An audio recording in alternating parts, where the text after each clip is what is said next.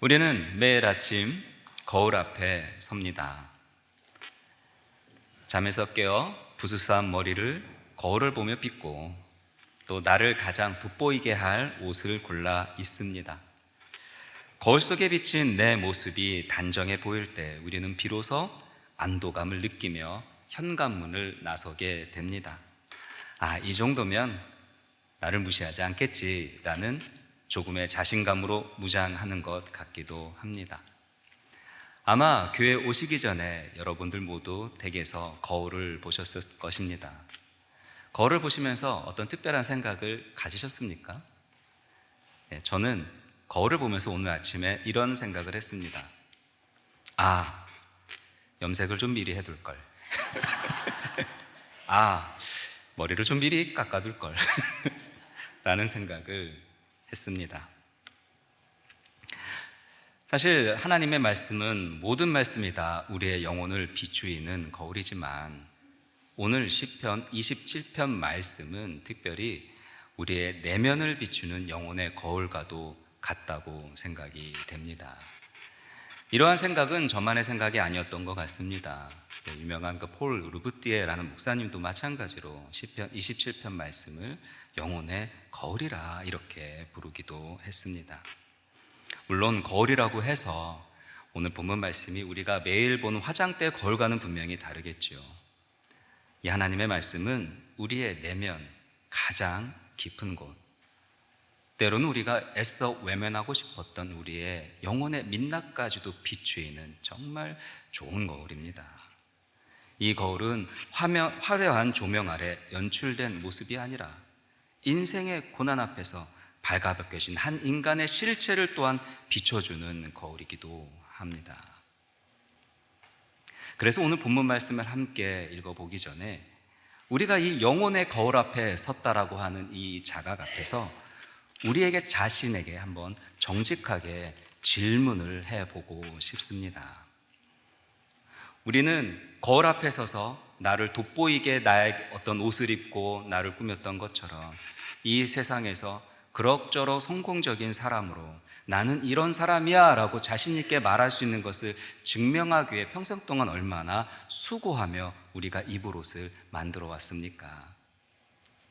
성공의 옷, 경력의 옷, 직분의 옷, 지식의 옷, 지혜의 옷, 참으로 많은 옷을 우리가 짓고 입고 또 벗으며 갈아입고 그렇게도 살아왔습니다. 때로는 어울리지 않았던 옷들도 있었던 것 같습니다. 나답지 않은 옷을 입고 나다운 것처럼 살기도 했었습니다. 그래서 있는 척 하기도 하고 아는 척 하기도 하면서 그런 위선과 가식의 옷을 입어 보기도 했습니다. 그리고 그것에 어떠한 큰 목적과 이유가 있는 것처럼 그러한 삶을 추구하며 살기도 했습니다. 드라마나 영화에서 어떤 여주인공이 입은 옷이 예쁘다 싶으면 사람들은 어떻게 그게 알았는지 인터넷을 검색해서 보다 보면 금방 매진이 된다고 합니다. 심지어는 이미 절판이 된 품절이 된 옷까지도 다시 재판매할 정도로 사람들이 그렇게 찾는다고 해요. 뭔가 멋있어 보이고 그럴듯해 보이는 거 있으면 누구든지 다 그것을 쫓아 추구하며 사는 것처럼 세상에서 말하는 성공적인 기준, 이것이 성공의 어떤 바로미터라고 여기는 것을 추구하며 살기에 우리는 얼마나 많은 이러한 종류의 옷들을 추구하며 지으며 입으며 살아왔습니까? 그런데 이러한 모든 것들을 성경적인 관점에서 보면은 이것은 마치 창세기 3장에 나오는 이야기와 다를 바 없다라는 것을 깨닫게 됩니다. 한번 기억을 더듬어 봅시다. 창세기 3장에서 어떤 일이 일어났습니까? 아담과 하와가 범죄하였습니다. 하나님 앞에서 그들이 무서워서 숨었습니다. 그들이 수치를 감추기 위해서 무화과 나뭇잎을 잎으로 옷을 만들어 가렸습니다. 여러분 너무나 잘 아시죠? 생각해 보니까 우리가 애써 만들어 갔던, 우리가 입었던 그 모든 옷들이 어떻게 보니까 창세기 3장에서 아담과 하와가 그 부끄러움을 감추기에 급하게 엮어 입었던 무화과 나뭇잎에 불과하다는 것을 깨닫게 되는 것입니다. 여러분, 이 무화과 나뭇잎으로 만든 옷이 얼마나 튼튼했겠습니까? 작은 바람에도 찢겨 날려가는 것입니다. 그런데 우리는 그것을 깨닫지 못합니다. 여전히 그것이 우리의 소망이 있는 줄 알고 그것을 붙들며 살아갑니다. 내면의 두려움과 공허를 가리기에 성공이라는 잎사귀를, 어떤 분은 자녀 교육이나 직함이나 또는 노후 보장이나 어떤 안전이라는 잎사귀를 가지고 그것이 나를 계속해서 안전하게 지켜줄 것이라 믿으며 그렇게 살아갑니다. 그러나 인생을 살면서 그것이 착각이었음을 깨닫는 것은 시간 문제입니다. 인생에 폭풍이 불면 그런 것들은 금방 말라 비틀어지고 찢겨 나간다는 것을 우리는 너무나 잘 알고 있습니다. 자, 오늘 본문의 다윗도 같은 상황인 것을 여러분 이해하시면 좋겠습니다. 오늘 본문 1절을 보면은 다윗은 위대한 신앙의 고백으로서 본문 말씀을 시작하는 것을 볼 수가 있습니다. 여호와는 나의 빛이요 나의 구원이시니 내가 누구를 두려워하리요.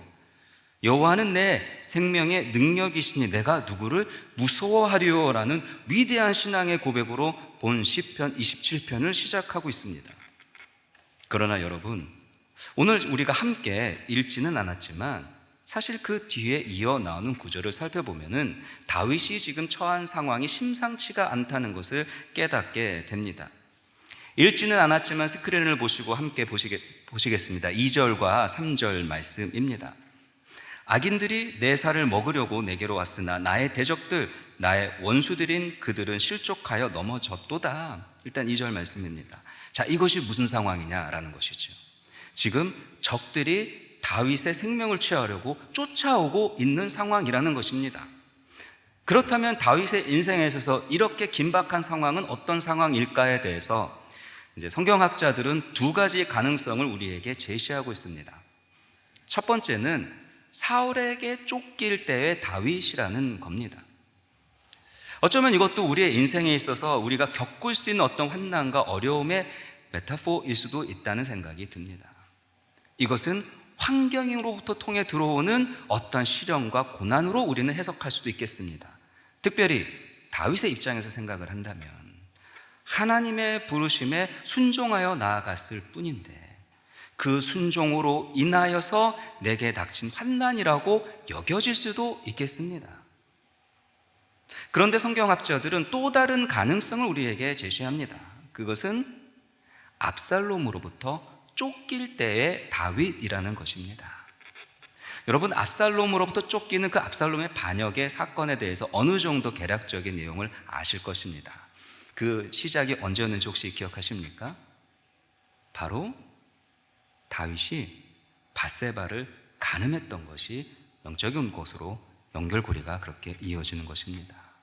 그때부터 시작돼서 죄가 이어져서 어떻게 됐습니까? 압살롬이 아버지 다윗을 반역하고 하지 못할 끔찍한 죄악을 범하게 된 그 모든 일에 연결고리가 이렇게 이어지는 것이지요. 말하자면 압살롬으로부터 쫓기는 다윗의 위기는 다윗의 깊은 죄성이 만들어낸 죄악의 결과와 깊은 관련이 있다는 것입니다. 어쩌면 이것도 우리의 인생에 닥치는 환난의 굉장히 상징적인 비유라는 생각도 듭니다. 때로는 우리가 아무런 잘못 없이 환난을 겪기도 하지만 내 내면에 만들어낸 이 죄성이 만들어낸 나의 이 죄악으로 인한 환난도 우리는 겪게 되는 것이지요. 다윗은 어쩌면 자신의 잘못으로 인해 쫓겨가는 이런 상황 속에서 매우 긴박한 속에서 너무나 큰 걱정과 염려와 불안과 비참함을 느꼈을지도 모르겠습니다. 그런데 만약에 여러분 정말로 이 시편 27편이 압살롬으로부터 쫓기는 상태의 다윗이라고 생각해 보십시오. 사울에게 쫓길 때는 그저 왕이 되려는 다윗이었지만 지금은 어떻습니까? 다윗은 왕입니다. 왕의 옷을 입고 있는 사람입니다. 세상에 그 누구도 두렵지 않고 무섭지 않고 부러울 사람도 없는 그런 사람입니다. 다윗의 왕의 옷을 입은 그 모습을 한번 상상해 보십시오. 얼마나 화려하고 멋지고 위대하고 강해 보였겠습니까?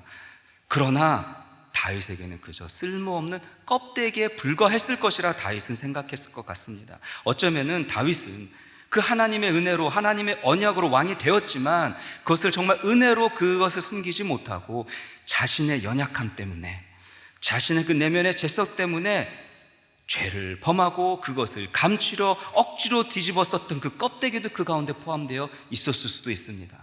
어떻게 하면 나라를 좀 더 잘 다스려 볼까, 정략적으로 결혼하고 이렇게 하고 저렇게 했던 자신의 수많은 수수와 방법과 그 도구들이 어쩌면 자신이 잊고 있었던 정말 수많은 버려져야 할 껍데기에 불과하다는 것을 어쩌면 도망자의 신세에서 다윗은 깨달았을 수도 있다라는 생각이 듭니다. 그런데 성도 여러분, 2절과 3절 말씀에서 다윗은 분명히 긴박하고 심각한 상황에 있지만 이어지는 4절 본문 말씀을 보십시오. 다윗이 어떤 고백을 하는지 다윗의 입술을 통해 그의 마음속에 그 고백을 들을 때에 정말 우리에게 주시는 하나님의 은혜가 크다 하지 않을 수가 없습니다. 오늘 본문 4절 말씀을 스크린을 보시고 함께 읽기를 원합니다. 함께 읽겠습니다. 내가 여호와께 바라는 한 가지 그것을 구하르니 곧 내가 내 평생에 여호와의 집에 살면서 여호와의 아름다움을 바라보며 그의 성전에서 사모하는 그것이라. 사랑하는 성도 여러분, 쫓기는 다윗의 입에서 나올 만한 고백인지 잘 모르겠습니다.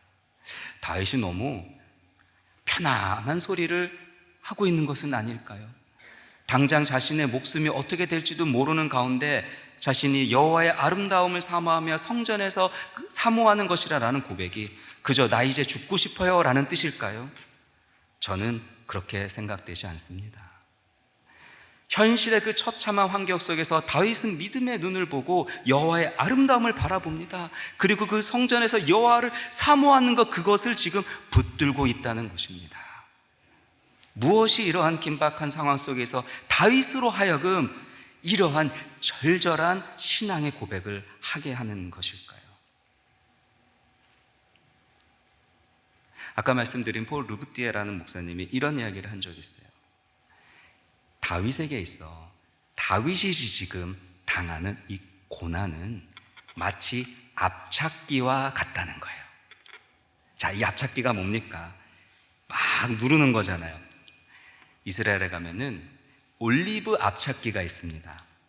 무거운 맷돌에 올리브를 누를 때 그 껍질은 터지고 깨집니다. 그리고 그 안에 있는 순전한 기름이 흘러나오는 것입니다. 다윗에게 있어 자신의 죄 때문에 일어난 이 모든 비참한 환경은 그에게 마치 압착기처럼 작용하여서 다윗을 그 맷돌 안에 집어넣고 그를 쥐어 짜는 겁니다.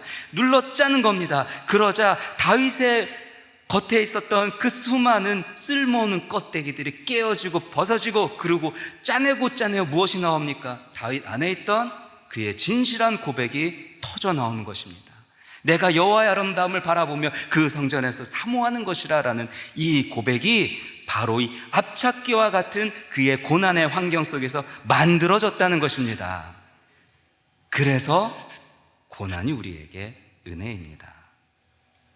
하나님이 허락하신 고난은 우리를 죽이려는 고난이 아니라는 것입니다.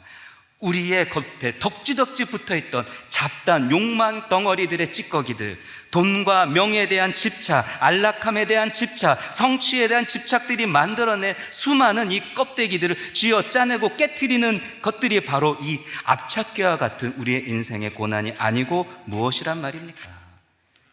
그래서 이 압착의 시간을 통해 우리의 영혼은 정죄되고 결국 진짜 필요한 단 하나의 고백이 남는 것입니다. 그것이 무엇입니까? 여호와여, 내가 주님을 사랑합니다. 내가 여호와의 아름다움을 바라보며 여호와만을 사랑하기를 원합니다. 라는 고백이 우리의 내면으로부터 흘러나와야 될 줄로 믿습니다.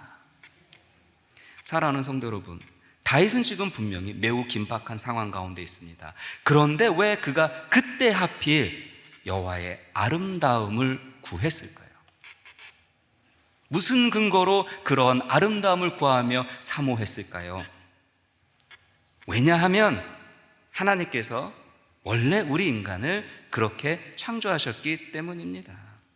하나님은 우리가 하나님의 아름다움을 바라보며 하나님의 아름다움을 찬양하며 하나님의 그 아름다움 속에서 하나님과 아름다운 교제를 이룰 때에 참 만족과 참 평강과 참 행복을 누리도록 우리를 지으셨기 때문입니다. 그러나 우리가 태초의 범죄 이후로 그 아름다움에 대한 우리의 내면의 갈망을 잃어버린 채 세상이 주는 가짜 즐거움과 가짜 약속에 속아서 거짓된 갈망을 채우며 거짓된 껍데기를 만들며 살아보니까 그 아름다움을 잃어버린 거예요. 그러다 고난이라는 그 앞찾기 속에서 비로소 우리 가운데 진짜 원함이 드러나는 것입니다. 무엇입니까? 내가 주님을 사랑합니다. 내가 주님을 사랑하기를 원합니다. 이러한 아름다움은 경험해보지 않고서는 모릅니다. 그래서 우리는 진짜 이러한 여호와의 아름다움과 그네와 사랑을 경험하기 전에는 세상에 주는 가짜 즐거움과 가짜 아름다움에 속아서 죄에 빠지고 오락에 빠지고 끊임없는 쇼핑 중독에 빠지지 않았습니까? 그래서 가짜 즐거움으로 그 빈 공간을 채우려 하지 않았습니까? 그러나 우리는 분명히 깨닫습니다. 이러한 것들은 마치 바닷물과 같아서 마시면 마실수록 더욱 목마르게 되어 있습니다. 다윗도 깨달았습니다. 내가 주는 이 왕복의 화려함이 대단한 거 보였지만 금방 시들어 버렸구나. 성전에서 하나님을 바라보는 이 기쁨과는 비교할 수 없구나라는 것을 깨닫게 된 것입니다. 바울의 이 고백이 이러한 인생의 고난을 통해서 흘러나왔다는 것입니다. 사랑하는 성도 여러분, 그동안 우리가 일상의 삶 속에서 나의 인생을 통해 만들었던 모든 무화과 나뭇잎의 옷들이 다 찢겨버리고 내 영혼이 압착되어서 오직 주님만 바라볼 때 어떤 일이 일어날까요? 어떤 은혜를 하나님께서 우리에게 베풀어 주실까요? 5절 말씀을 함께 보시겠습니다. 함께 읽겠습니다. 여호와께서 한낱날에 나를 그의 초막 속에 비밀히 지키시고 그의 장막 은밀한 곳에 나를 숨기시며 높은 바위 위에 두시리로다. 여기서 숨기신다라는 표현에 주목해 주시기를 바랍니다. 다시 한번 창세기 3장의 장면으로 돌아가서 아담과 하와는 자신의 수치를 가리기 위해 무화과 나뭇잎으로 옷을 만들어 입었습니다. 그때 하나님이 그 옷을 대신하여 무엇을 만들어 주셨습니까? 가죽옷을 지어 입혀 주셨다는 것입니다. 우리 스스로 가릴 수 없는 이 수치와 하나님께서 주님의 사랑으로 우리를 대신하여 가려주신 옷이 바로 가죽옷입니다. 우리를 숨겨주셨습니다. 우리를 안아주셨습니다. 무화과 나뭇잎에 엎은 세월의 풍파 속에서 금방 찢겨 흩어져 날아가지만 이 가죽옷은 결코 그렇지 않습니다. 하나님이 덮어주시는 그 은혜의 장막은 그 어떤 환난도 뚫을 수 없는 것이기 때문입니다. 바로 주님께서 우리 모두에게 이러한 가죽옷을 입혀주셨습니다. 그 옷이 무엇입니까? 바로 예수 그리스도라는 옷입니다. 나의 죄됨을 인정하고 예수를 구주로 영접해서 주셨을 때 우리에게 입혀주셨던 예수 그리스도의 의로움의 옷, 신학적인 용어로는 칭이라고 하는 이 놀라운 가죽옷을 우리에게 입혀주신 것입니다. 우리는 비록 여전히 부족하고 여전히 죄 가운데 빠져있다 할지라도 하나님께서는 우리의 믿음만을 보시고 그저 우리를 향한 사랑으로 인하여서 그 아름다운 옷을 입혀주신 것입니다. 그렇기 때문에 성도 여러분, 세상 속에서 그 어떤 환난이 닥치더라도 또 세상을 살아가면서 내가 얼마나 더없이 부끄럽고 수치스럽다 할지라도 여러분 좌절하지 마십시오. 이미 우리의 믿음을 보시고 우리에게 옷 입혀주신 그 은혜와 사랑으로 인해 우리는 당당하게 믿음으로 이 세상을 살아갈 수가 있는 것입니다. 6절 말씀을 함께 보시겠습니다. 6절 말씀을 함께 읽겠습니다. 이제 내 머리가 나를 둘러싼 내 원수 위에 들리리니 내가 그의 장막에서 즐거운 제사를 드리겠고 노래하며 여호와를 찬송하리로다. 하나님께서 그를 숨겨주시고 하나님께서 우리에게 옷을 입혀주시자 우리가 어떻게 고백을 합니까? 내가 나를 둘러싼 내 원수 위에 내 머리가 들리리니. 내가 입은 옷이 화려해서가 아닙니다. 주님을 나를 덮어주시고 나를 숨겨주셨기에 우리는 전쟁 때 한복판에서도 두려움 가운데서도 수치심 가운데서도 당당하게 머리를 들 수 있는 것입니다. 이것이 우리가 이 세상 살면서 누리는 진짜 안전함입니다. 사랑하는 성도 여러분, 그런데 말입니다. 하나님은 단지 우리가 환난을 피해 숨어 있기만을 원하시는 것은 또한 아니라는 것을 여러분 기억해 주시기를 바랍니다. 5절에서 하나님께서는 숨겨주시는 은혜를 경험한 다윗에게 더 깊은 곳으로 초청하시는 것을 8절을 통해 볼 수가 있습니다. 8절 말씀도 함께 읽겠습니다. 너희는 내 얼굴을 찾으라 하실 때에 내가 마음으로 주께 말하되 여호와여 내가 주의 얼굴을 찾으리이다. 아멘. 여기서 우리는 기도의 본질을 깨닫습니다. 기도는 내가 필요한 것을 달라고 떼를 쓰는 독백이 아닙니다. 하나님께서 먼저 내 얼굴을 보라 말씀하시니까 내 영혼이 마치 메아리처럼 예 주님, 주님의 얼굴을 바라봅니다 라고 반응하는 것입니다. 독백처럼 하는 기도는 그저 하나님의 손만을 바라봅니다. 하나님께서 문제 해결을 해주실 그 능력의 손길만을 바라봅니다. 그러나 그 것에서 멈추지 아니하고 이제 그분의 얼굴을 바라보며, 다시 말하면 하나님과 인격적인 만남과 친밀함을 구하며 주님의 얼굴을 향하여 나아갑니다. 네 주님, 나도 주님의 얼굴을 찾습니다. 사랑하는 성도 여러분, 우리를 구원하신 주님께서 그저 우리가 구원받아는 어떤 것에 만족하며 내 뜻대로 살아가는 것을 바라시는 것이 아니라 나의 얼굴을 찾으라고 말씀하시는 그 초청의 음성이 우리 모두에게 이미 임한 줄을 여러분 믿으시기를 바랍니다. 그런데 여기서 많은 성도들이 이 초청 앞에서 주저한다는 것도 현실입니다. 우리는 주님의 아름다움을 보고 싶습니다 라고 고백하면서도 돌아서서는 여전히 죄와 씨름하는 초라한 내 모습을 보게 됩니다. 그래서 원치 않는 수치심이 밀려오기도 합니다. 나 같은 위선자가 무슨 낯으로 하나님을 볼까? 좀 더 깨끗해지면 나아갈 수 있지 않을까? 라며 본능적으로 다시 무화과 잎으로 나의 수치를 내가 가리고 있다는 겁니다. 지금은 크게 사역 중인 어떤 여성 그 사역자가 어린 시절에 있었던 일을 이렇게 들은 적이 있습니다. 이분은 어렸을 때 잘못을 저지르고 나면 아버지가 용서해주고 안아주려고 해도 필사적으로 아버지의 팔을 뿌리쳤다고 합니다. 그녀의 마음속에는 이런 마음이 있었대요. 나는 지금 나쁜 짓을 했어요. 그렇기 때문에 착한 아이가 된 뒤에 아빠한테 안길 자격이 있는 거야 라고 생각했다고 합니다. 어떻게 보면 이것이 우리의 모습 같기도 합니다. 주님, 아직 저는 아닙니다. 저는 좀 제가 이 문제를 좀 해결하고 좀 더 내가 거룩해지면 그때 주님께 나아가겠습니다 라고 착각하고 있는 것은 아니냐라는 것입니다. 여러분 유념하십시오. 이것은 겸손이 아닙니다. 겸손을 가장한, 사실은 수치심에 만든 빈 껍데기입니다. 이 여자아이를 아버지가 끝까지 붙들고 놓지 않고 안아주었다고 합니다. 그때 그 아이가 깨달았습니다. 아, 나의 실수에도 아빠는 정말 나를 사랑하시는구나 라고 말입니다. 오늘 본문의 9절에서 보면은 다윗이 이렇게 고백합니다. 주의 얼굴을 내게서 숨기지 마소서. 다윗이 이 기도를 할 수 있었던 근거는요, 하나님께서 다윗을 버리지 않으시는 분이라는 것을 확신했기 때문입니다. 다윗이 만약 그 자리에서 자신이 저질렀던 과거의 잘못 때문에 수치심이 밀려와 하나님으로부터 도망쳤다면 이 고백을 할 수 있었겠습니까?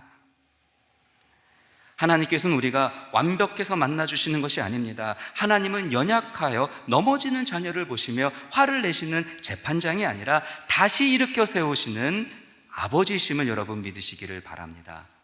그러므로 스스로 만든 무화과 잎을 걸치려고 애쓰지 마십시오. 그렇게 하나님 앞에 잘 보이려고 애쓰지 마십시오. 있는 모습 그대로, 상한 마음 그대로 주님 앞에 나아가기를 원합니다. 수치심을 넘어 주님의 얼굴을 마주할 때 비로소 우리의 영혼은 참된 안식을 누리기 때문입니다. 오늘 우리는 본문 말씀을 통해서 다윗처럼 오직 여호와 하나님을 바라보고 여호와 하나님만을 사랑하기를 원한다는 이 한 가지 소원을 구하자고 다짐했습니다. 그런데 막상 생각해 보십시오. 예배당 문을 나서게 되면은 세상은 다시 우리에게 수만 가지 소원을 가지라고 유혹할 것입니다. 돈도 사랑해야 되고 명예도 챙겨야 하고 그러면서 적당히 신앙생활도 유지해야 된다고 속삭일 것입니다. 그렇지만 여러분, 인간의 영혼이 가장 병들고 피곤할 때가 언제인지 아십니까? 바로 마음이 나뉘어져 있을 때입니다. 이것도 잡고 싶고 저것도 놓고 싶지 않고, 그래서 전전긍긍할 때 우리가 가장 피곤한 인생을 사는 것입니다. 하나님은 우리를 창조하실 때 마음을 다하고 뜻을 다하여 하나님을 사랑하도록 창조하셨습니다. 그때서야 비로소 영혼이 가장 큰 만족과 자유를 누리도록 설계하셨습니다. 다윗이 구한 한 가지는 어떤 편협한 외골수가 되라는 말이 아닙니다. 세상에 껍데기 같은 이런 거짓된 것을 만들어내느라 모으느라 썼던 나의 모든 힘을 모아서 이제는 내 영혼의 진짜 주인인 주님께 쏟아 부을 때 느끼는 거룩한 몰입의 기쁨을 회복하는 것이 바로 이것인 줄로 믿습니다. 사랑하는 성도 여러분, 주님께서는 분명히 우리에게 가죽옷을 입혀주셨습니다. 우리가 예수 믿음으로 말미암아 이미 우리는 구원받았습니다. 그러나 또한 우리가 구원받았다는 것에 대한 자족하는 인생으로 끝나기를 바라지 않으십니다. 더 나아가기를 바라십니다. 마음을 다하여 주님을 더 사랑하기를 바라시고 주님과 깊고 친밀한 관계를 누리시기를 바랍니다. 그래서 이스라엘 백성들이 그렇게 끝없이 반복하여 언약을 어기고 하나님을 배신했을 때 하나님이 그들을 내치신 것이 아니라 예레미야 31장에서 보는 것처럼 새 언약, 새 마음판, 새 마음을 주시고 새 언약을 주시겠다 약속하신 것이 아니겠습니까? 사랑하는 성도 여러분, 우리의 내면에 있는 갈망이 새로워지는 은혜가 있기를 간절하게 소망합니다. 언젠가 이런 생각을 한 적이 있습니다. 제가 만약에 인생의 마지막 순간에 왔을 때 이것이 나의 진짜 모습이라고 규정할 수 있는 단 한 가지가 남는다면 그것이 무엇이 되어야 할까를 고민해 봤습니다. 해결되지 않은 나의 분노여야만 할까? 내가 이루지 못한 어떠한 목표에 대한 아쉬움이어야만 할까? 나의 탐욕이어야만 할까? 어떤 시기나 질투와 어떤 것들이 나를 규정하는 마지막 남은 한 가지여야만 할까? 생각해 보니까 결코 그래서는 안 되겠더라고요. 이 세상 그 어떤 것도 다 필요 없고 다 소용없고 오직 한 가지만 내게 남아있어, 이것이 바로 나다라고 할 수 있는 그 한 가지를 소망하였습니다. 그것이 무엇입니까? 주님, 내가 주님을 사랑합니다. 주님을 향한 이 사랑 하나만이 나의 인생의 마지막 순간에 단 한 가지 남아있기를 간절히 소망한다는 그런 묵상을 했던 적이 있습니다. 사랑하는 성도 여러분, 우리 모두에게 이러한 소망이 있는 줄로 믿습니다. 그리고 한 가지를 기억하십시오. 만약에 우리 가운데 진짜 이러한 소망이 있다면 그 소망 너머에 무엇이 있는 줄 아십니까? 바로 범죄한 아담과 하와에게 가죽옷을 지어 입혀주셨던 그들을 향한 하나님의 갈망이 있습니다. 반복되는 이스라엘의 범죄에도 불구하고 그들에게 새 언약을 약속하신 하나님의 사랑이 그 너머에 있습니다.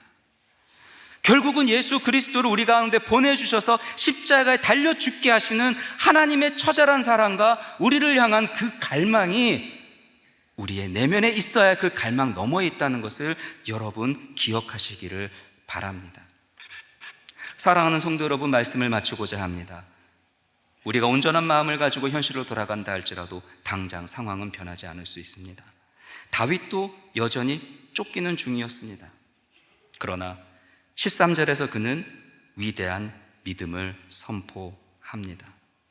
스크린을 보시고 함께 읽도록 하겠습니다. 13절 말씀입니다. 내가 산자들의 땅에서 여호와의 선하심을 보게 될 줄을 확실히 믿었도다. 14절도 읽겠습니다. 나는 여호와를 기다릴지어다. 강하고 담대하며 여호와를 기다릴지어다.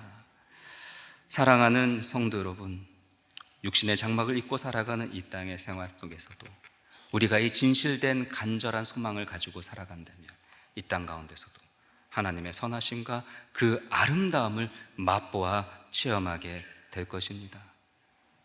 또한 우리는 하나님의 그 아름다움과 그 선하심을 기대하며 소망하며 살아가게 될 것입니다. 여기서 기다림은 아무것도 안 하고 손 놓고 있는 패배적인 태도가 아닙니다. 성경이 말하는 기다림은 하나님이 일하실 것에 대한 적극적이고 간절한 기대임을 여러분 믿으시기를 바랍니다. 그러한 간절한 소망으로 날마다 주님과 동행하시는 사랑하는 성도 여러분 되시기를 주님의 이름으로 축원합니다.